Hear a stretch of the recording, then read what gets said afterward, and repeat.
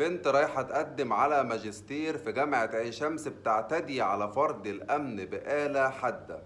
تعال أقول لك إيه اللي حصل لريم، بنت عندها 30 سنة، خريجة كلية البنات قسم اللغة العربية جامعة عين شمس.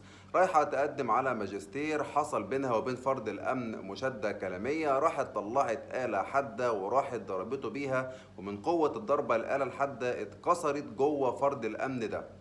البنت ديت معروف ان هي قواها العقلية مش كاملة يعني، ومعروف كمان ان هي اعتدت قبل كده على العميد بتاع الكلية وكسرت المكتب بتاعه، وان والدها كان متعهد ان هو يصلح اي تلف بنته هتعمله. طبعا في الاول وفي الاخر ربنا يا رب يشفي فرد الامن دوت اللي اكيد ملهوش اي ذنب ان هو يحصل فيه كده. وطبعا جاري التحقيق في الموضوع واتخاذ الاجراءات اللازمة ضد البنت دي. انتوا بقى قولوا لي في كومنتات ايه رأيكم في الموقف ده.